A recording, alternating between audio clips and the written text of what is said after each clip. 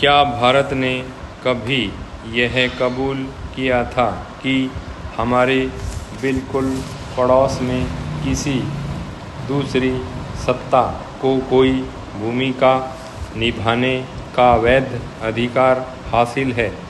इंदिरा युग में voice of America ने त्रिकोमली में जब अपना ट्रांसमीटर लगा दिया था, तब इस छोटी सी घटना पर हम बुरी तरह नाराज़ हो गए थे कि कोई विदेशी ताकत हमारे क्षेत्र में इस तरह कैसे अपना कदम रख सकती है। पाकिस्तान में भी हिंदू समुदाय अपने पर अत्याचारों की शिकायत करता रहा है और वहाँ के कई हिंदुओं ने भारत में शरण भी ली है। श्रीलंका से लाखों तमिलों को निष्कासित किया गया। नेपाल में मैदेशी समुदाय अक्सर भेदभाव की शिकायत करता है और भारत से समर्थन मांगता रहा है। भारत को पहले कभी अमेरिका या यूरोप से इन मामलों में दखल देने की मांग करने का ख्याल आया।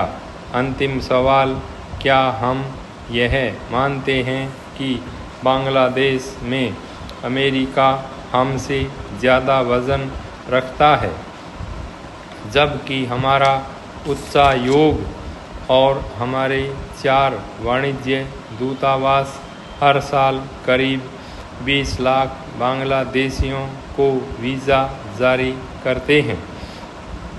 दशकों से, बल्कि दिसंबर 1971 के बाद से भारत के बड़े रणनीतिक हित 3 सिद्धांतों पर आधारित रहे हैं।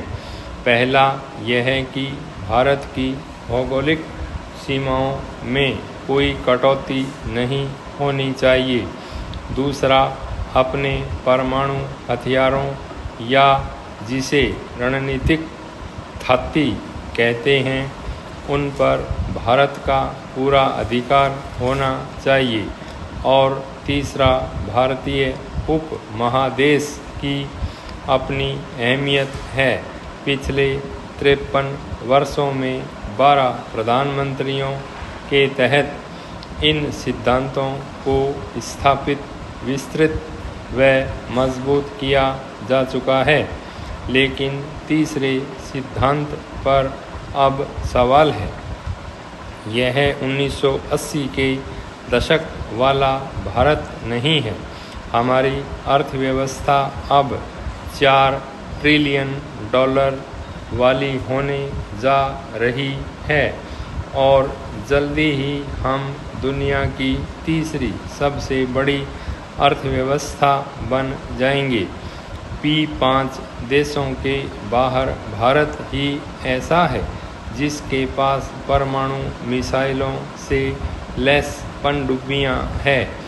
क्वाड नामक समूह में हम अहम भूमिका निभा रहे हैं।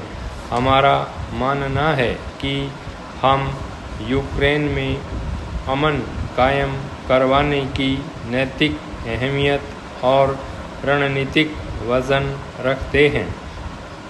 बावजूद इसके प्रधानमंत्री अगर बांग्लादेश में अल्पसंख्यक हिंदुओं की सुरक्षा के लिए अमेरिकी सहयोगियों की मदद मांग रहे हैं, तो स्वाभाविक है कि यह रहस्यपूर्ण लगेगा।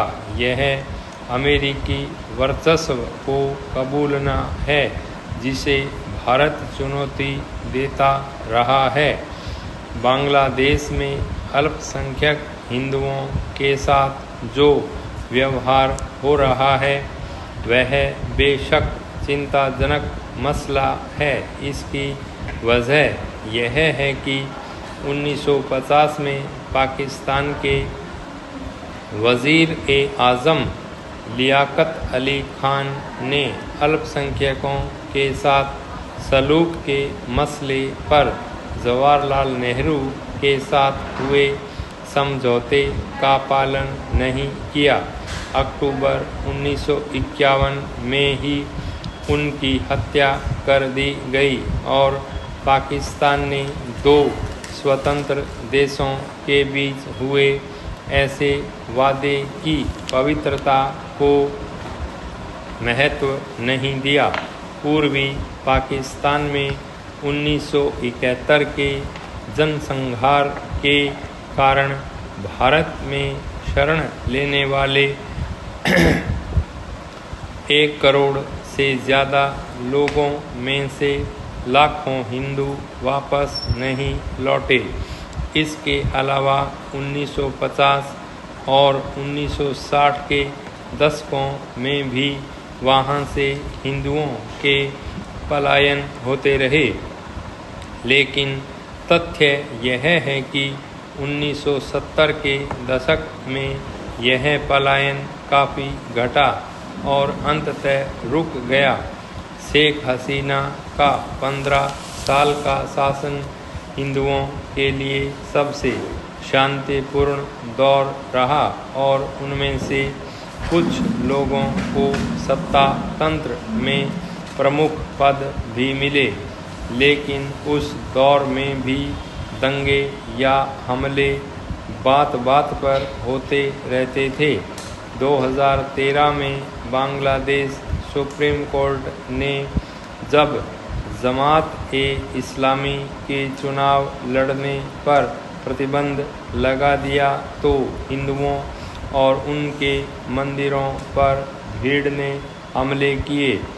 हसीना के नाटकीय पतन के घटनाक्रम में भी हिंदुओं और उनके मंदिरों के साथ ही इंदिरा गांधी सांस्कृतिक केंद्र को भी निशाना बनाया गया।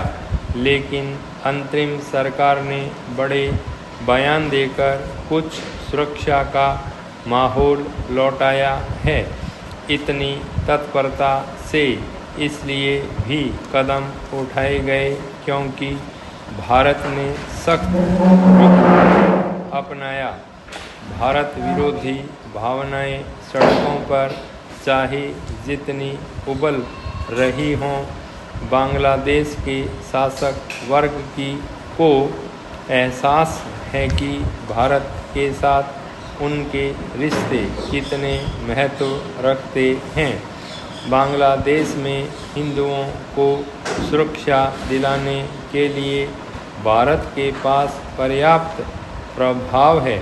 फिर बाइडेन से गुहार लगाने की क्या ज़रूरत है? स्टॉप।